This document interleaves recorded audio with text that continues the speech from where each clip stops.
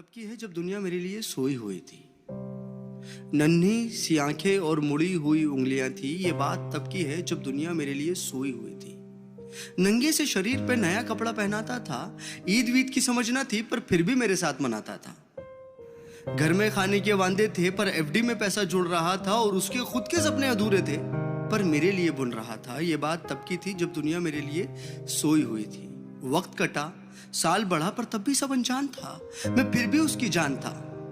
बिस्तर को गीला करना हो या फिर रातों को रोना, एक बाप ही था जिससे छीना मैंने उसका सोना था। सुबह फजर तक गोदों में खिलाता, झूलों में हिलाता, फिर दिन में कमाता, शाम में चला आता, कभी खुद से परेशान, कभी दुनिया का सताया था। एक बाप ही था जिसने मुझे रोते हुए हंसाया था।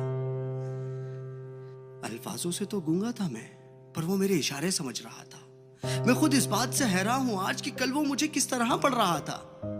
अब्बा तो छोड़ो यार, अभी आ भी निकला ना था पर वो मेरी हर फरमाइशों को पूरा कर रहा था और मैं भी उसके लाड प्यार में अब ढलने लगा था। घर से वो निकल ना जाए अब उसके कदमों पे नजरें रखने लगा था और मुद्दे तो हजार थे बाजार में उसके पास, पर कब ढल जाएगा सूरज उसको इसका इंतजार था। और मैं भी दरवाजे की चौखट को ताकता रहता था। जब होती थी दस्तक तो वॉकर से झांकता रहता था। देख के उसकी शक्ल में दूर से चिल्लाता था। जो भी इशारे मुझे आते थे उससे उसे अपने करीब बुलाता था। वो भी छोड़ छाड़ के सब कुछ मुझे सीने से लगाता था। कभी हवा में उछालता था, कभी करतब दिखाता था मेरी एक मुस्कान के लिए। कभी हाथी कभी घोड़ा बन जाता था और सो सकूं रात भर सुकून के साथ। इसीलिए पूरी रात एक करवट में गुजारता था। इसीलिए पूरी रात एक करवट में गुजारता था।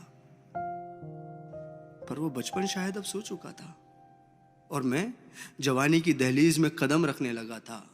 उसकी कुर्बानी को उसका फर्ज समझने लगा था। चाहे वो फिर खुद बिना पंखे के सोना हो या मुझे हवा में सुलाना, या फिर ईद का वो खुद पुराना कपड़ा पहनना हो और मुझे नया पहनाना, या तपते हुए बुखार में वो ठंडे माथे पे रखी हुई पट्टियां हो या मेरी हर जिद के आगे झुक जाना। वो बचपन था, वो गुजर गया, वो रिश्ता था, वो सिकुड़ गया और मैं उस कुर्बानी के बोझ को उठा नहीं पाया। इसीलिए वो शहर में कहीं दूर छोड़ आया। नया शहर था, नए शहर की हवा मुझ पे चढ़ने लगी थी।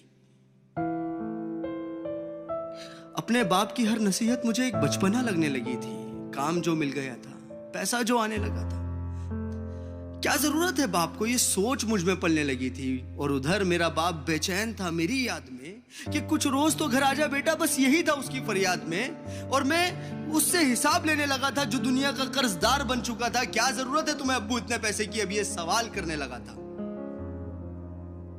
अब घड़ी का कांटा फिर पलट चुका था। कल तक मैं किसी का बेटा था, आज किसी का बाप बन चुका था और हसरतों का स्वेटर मैं भी बुनने लगा था।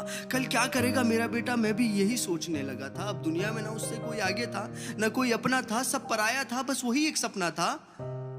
तब मुझ में एक जज्बात उमड़ने लगा था, जिस जज्बात से मैं हमेशा अनजान था कि कल क्या गुजरी होगी मेरे बाप पे। अब मुझे ये समझ आने लगा था।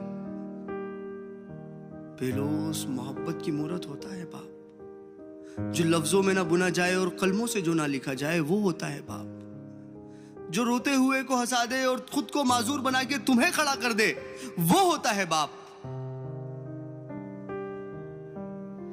और ये एक मैसेज पूरी आवाम के लिए कि एक रोज तुम्हें एहसास जरूर होगा कि मसरूफ तुम थे, उम्र दराज वो होगा। एक रोज तुम्हें एहसास जरूर होगा कि मसरूफ तुम थे, उम्र दराज वो होगा। जिसकी उंगली का सहारा पकड़ के चला करते थे आज वही छड़ी का तलबगार होगा। और जिसके सदके में जी रहे हो आज, कल वो ना रहे तो क्या होगा। पर अभी वक्त बचा है कुछ खास तुम्हारे पास, तब तक जब तक बाप का साया तुम्हारे साथ होगा। और जन्नत के तलबगार हो तो सीने से लगा लेना, क्योंकि वही कल जन्नत का सरदार होगा। सब गिले शिकवे मिटा के चिपक जाना उसको, क्योंकि आज तो बाप है पर वो कल तुम्हारे साथ ना होगा, वो कल तुम्हारे साथ ना होगा। और मैं इस नज़म का कोई नाम रख नहीं पाया क्योंकि मैं बाप को एक लफ्ज में बता नहीं पाया। Thank you.